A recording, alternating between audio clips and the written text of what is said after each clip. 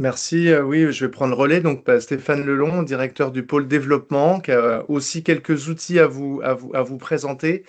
Stéphane Juste a une en, heure et demie, hein. Une heure et demie, hein, Stéphane. on a dépassé 12 minutes, mais je vais faire court et concis. Euh, Petite présentation. Alors, je vais pas trop rentrer dans l'offre sportive, puisque vous l'avez en replay, la présentation de l'offre sportive, spécifiquement dans le webinaire numéro 1.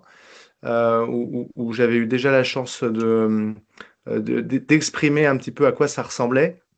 Donc, je vais rentrer plutôt dans le détail de deux outils qui, comme la cartographie présentée par Thomas, sont au service de la visibilité et puis du développement des clubs. Vous voyez ma présentation, hein? Oui, ça marche. C'est bon. Premier outil qui est arrivé très récemment dans les clubs. Vous voyez la couverture à gauche. Logiquement, l'outil est disponible depuis le 21 août de manière numérique sur le site, dans la rubrique Jouer, puis Accueillir. Et puis, il a été distribué dans les clubs par voie postale fin octobre. On a eu quelques retours, voire très nombreux retours à la fédération par rapport à un mauvais adressage qui questionne pour certains le remplissage de l'adresse du correspondant sur Speed, mais qui questionne aussi le travail de la poste. Quand il y a le nom du club et le nom du correspondant, le postier, il ne sait pas livrer l'enveloppe. Malgré tout, donc là, il faut que je me mette en plein écran. Ce guide du club, c'est un petit peu un résumé de tout ce qui vient d'être présenté et de tout ce qui peut vous être présenté dans les webinaires précédents ou webinaires suivants. C'est organisé en 6 chapitres, pardon, en 5 chapitres, avec une organisation, la présentation du système fédéral, Mallory en a parlé tout à l'heure, une partie sur l'animation du club, comment on peut gérer ses créneaux, comment on peut gérer son espace, et comment on fait vivre le club en termes d'animation et de promotion, une partie sur la gestion du club, euh, faire son comité directeur, les assemblées générales, les licences, la prise de licence, la gestion de ses équipements, etc. Une rubrique qui présente plus particulièrement l'offre sportive. Je vais y aller très vite fait pour vous. Donc là, vous voyez l'accès euh, à l'outil numérique de ce guide du club sur Calameo. Quand vous cliquez sur le lien sur le site, vous tombez là-dessus. Et donc, dans la rubrique jouer, on retrouve un petit peu l'offre sportive qui est déclinée de manière un petit peu plus précise, puisque là, on est sur le ping compétitif. On va retrouver les règles du jeu. On va retrouver la présentation des 3 disciplines de la fédération. Le ping en intérieur, c'est la page précédente. Le ping en extérieur. Le ping en réalité virtuelle. Et puis, la description des différents dispositifs. Là, on est dans le ping compétitif. Donc, il y a la présentation généraliste des différents types de compétitions qui sont proposées par la fédération et déclinées dans les ligues et dans les comités. Et puis, on va retrouver dans les autres univers que sont le ping éducatif, la description de ce qu'est le ping des 4-7 ans, du premier pas pongiste, etc., etc. Stéphane, Et Et puis, une ben, dernière rubrique. on est toujours dans le Oui, moi, sommaire, hein, pardon. on est toujours dans le sommaire du guide du club, là, Vous êtes par toujours rapport oui, à dans le Stéphane. sommaire. ouais. Donc, je vous invite à aller contacter le correspondant de votre club alors, je vais arrêter le partage pour récupérer l'outil papier, voilà, que j'ai dans les mains, ou d'aller le consulter directement dans la rubrique jouer sur le site. Et donc, comment ça se fait que vous avez le bon PowerPoint à l'écran quand même ou pas? Oui, oui. Là, on a, oui, le Oui. guide du club. Ouais. Oui, Voilà, avec donc le sommaire. Deux C'est exemples, bon. j'ai pris justement deux focus de 2 pages du site, plus avec le focus club, où dans le système fédéral, on va retrouver un petit peu toutes les interactions que le club peut avoir avec son environnement extérieur, de la commune jusqu'à son environnement intérieur, que vont être les licenciés et ses différentes instances. Et puis une page de la rubrique Gérer, où vous allez retrouver un petit peu l'interaction entre les différents types de licences de la fédération. Voilà, donc le guide du club qui a été fait aussi en papier pour pouvoir l'avoir dans les mains et pouvoir le consulter facilement, même quand on n'a pas Internet, et de pouvoir le faire circuler dans son club entre les dirigeants en fonction de la fonction qu'on peut occuper. Donc c'est la première partie du déploiement de l'offre sportive au service des clubs. Deuxième outil qui a été créé dans cette campagne stratégique de bien accueillir les licenciés et l'afflux de licenciés à la rentrée 2024, c'est le petit livret d'accueil du nouveau licencié. Vous devez l'avoir à l'écran. À gauche, la couverture qui est personnalisable et la huitième de couverture, la huitième page qui est la huitième de couve, qui est aussi personnalisable par le club. Vous pouvez récupérer sur le site de la fédération cet outil de manière numérique pour pouvoir le personnaliser et l'imprimer par vos soins ou le commander par le kit de rentrée, le kit de communication que vous a montré aussi Thomas tout à l'heure. Il y a une campagne de commande de ces kits qui se déroule au mois d'avril pour recevoir les kits de rentrée dans les clubs au mois de juin. Et depuis cette année, eh ben, dans ce kit gratuit, vous pouvez avoir 10 livrets d'accueil du nouveau licencié que vous aurez personnalisé au préalable avec un petit mot d'accueil du président, les horaires et les créneaux d'entraînement du club, les différentes organisations ou les temps forts de la saison et quelques informations complémentaires. Petit livret que vous pouvez donc donner à vos nouveaux licenciés qui vont s'informer sur, et là on le voit un peu plutôt sur les pages les images à droite, s'informer sur le matériel adapté du pongiste, un petit focus sur l'histoire de la fédération, mais aussi du fonctionnement du système fédéral, du club avantage via ma petite sponsor pour les licenciés, etc. Donc voilà, le guide du club et ce livret d'accueil sont deux outils alors, conçus par le pôle développement, mais aussi travaillés avec le pôle accompagnement des clubs et des territoires au service du recrutement, mais aussi de la fidélisation, puisque cet outil du livret d'accueil permet aussi de pouvoir mieux fidéliser son licencié. Le focus, et donc je vais pas m'arrêter sur ces deux slides qui ont été présentés lors du webinaire 1, donc l'offre sportive de la fédération qui se décline avec un slogan, deux piliers de la performance sportive et la performance sociale autour des 3 disciplines gérées par la fédération, de 4 univers et de 15 publics cibles identifiés ici, qui permettront et qui permettent déjà au club de pouvoir, et notamment via le guide du club, de pouvoir avoir le descriptif et le mode opératoire de chacun des différents dispositifs en fonction des publics. Ce qui est important, et ça a été dit dans une des questions dans l'entrée, des différentes problématiques de financement, l'offre sportive, et donc le contenu de ce qui est proposé par le club, mais aussi par le comité et par les ligues, est la principale source de financement pour le club.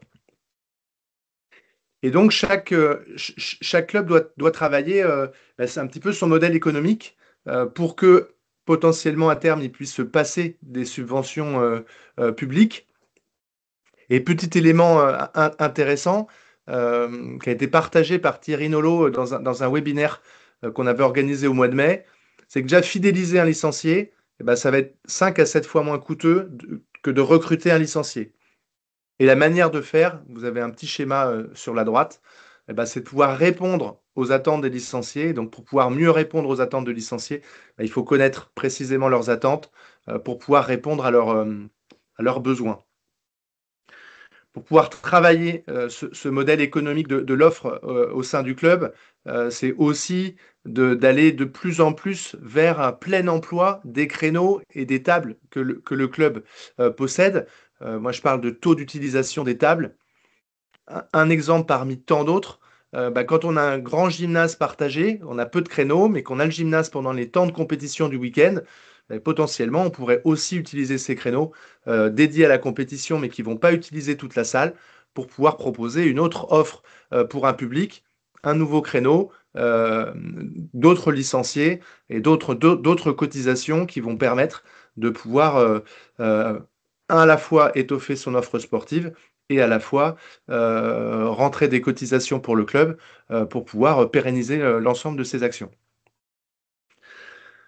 Tout ça, ça s'anticipe un petit peu. Et donc, le coût d'un créneau ou d'une offre sportive pour tel type de public, bah, vous pouvez le travailler à partir de l'outil Cotise dont vous a parlé Mallory tout à l'heure. Et vous retrouverez le lien ici. Mais aussi, alors moi, je voulais vous montrer un petit outil Excel.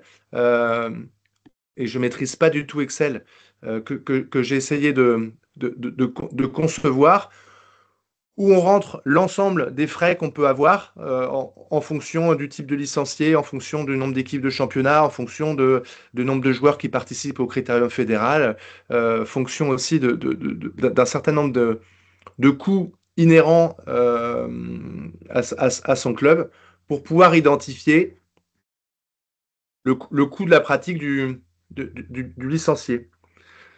Ce que je ne sais pas, c'est si je clique là-dessus, est-ce que vous voyez Non, du coup, ça fait comme moi, les lignes hypertextes n'ont pas l'air de marcher là dans la. Il faut que tu sortes et que du coup, tu repartages. il faut que Ouais. je sorte. Il faut que tu sortes de la diapo PowerPoint. Ouais, donc je vais faire ça. Je vais donc arrêter mon partage, repartager autre chose. Toc. Là, C'est vous bon. devez voir normalement directement, voilà, un exemple. Pareil parmi tant d'autres, mais vous le voyez en bas, je suis en train d'essayer de construire ce document public par public de cette offre sportive. Mais c'est quelque chose qu'il faut, qui, à mon avis, ne se modélise pas, et c'est plus, je vous le montre plus à titre d'exemple. Je veux monter un créneau loisir adulte dans une démarche de bien-être au club. Je veux qu'il y ait 12 personnes, ou j'ambitionne d'avoir 12 personnes. J'anticipe les coûts de 12 licences loisirs pour des adultes. J'anticipe le matériel pédagogique dont j'ai besoin ou la formation, le coût de la formation pour le bénévole ou le professionnel qui va encadrer le public. Bon, s'il est professionnel, il n'y a peut-être pas besoin de coûts de formation, il est censé être formé.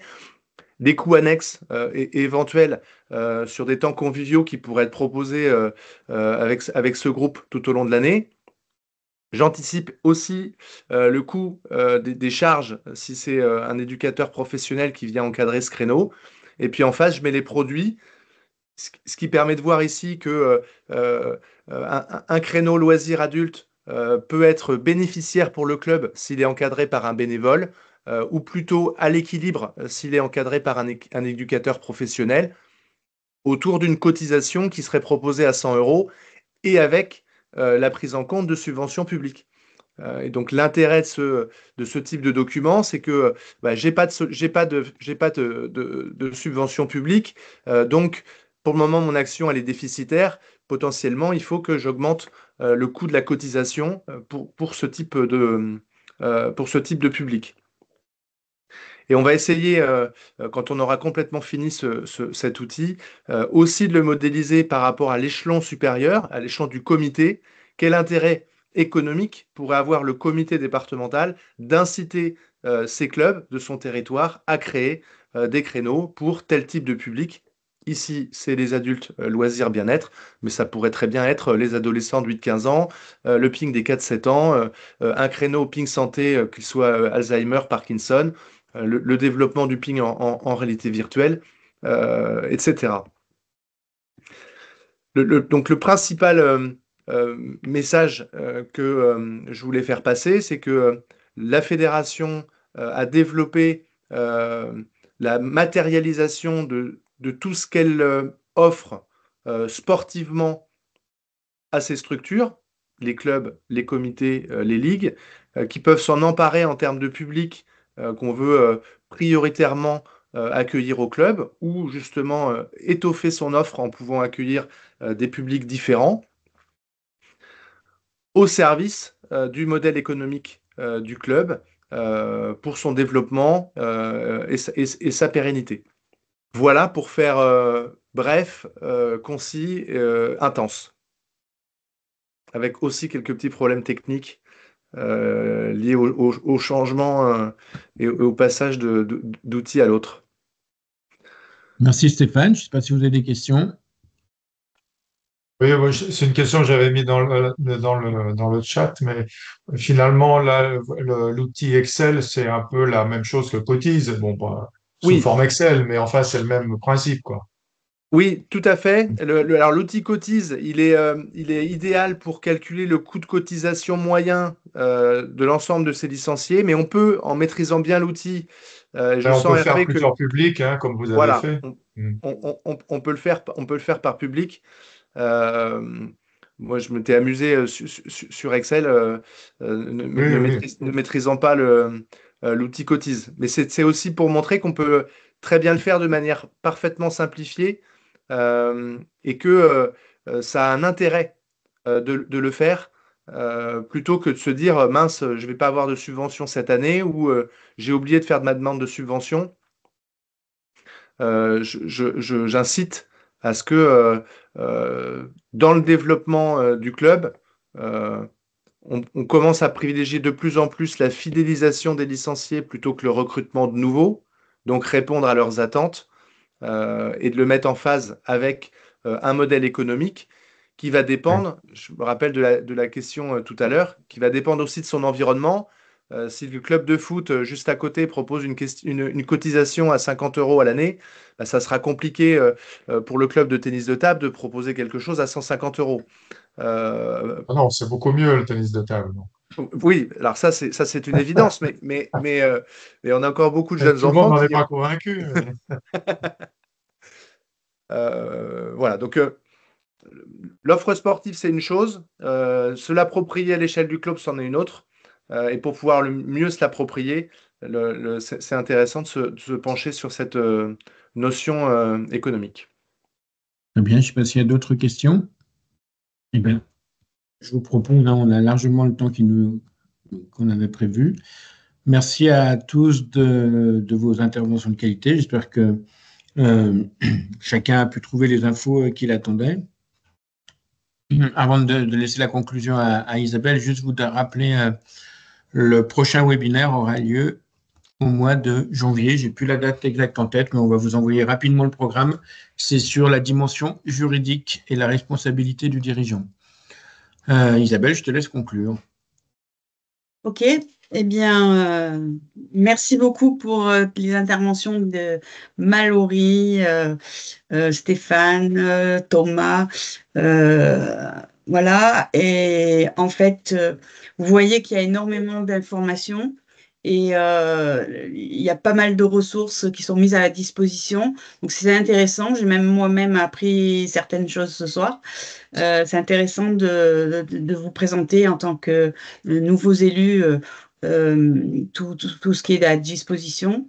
Ces 7 webinaires ont été pensés par donc principalement Bruno, que je remercie d'ailleurs pour sa contribution, et aborde différentes thématiques qui peuvent vous servir tout au long de vos missions de nouveaux élus.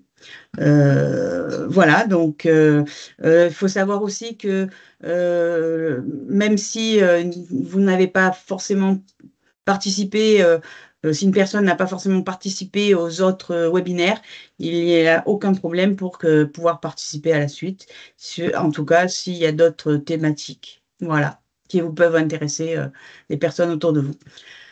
Voilà, eh bien, merci beaucoup et puis je vous donne rendez-vous donc au prochain numéro. Voilà. Bonne soirée à tous.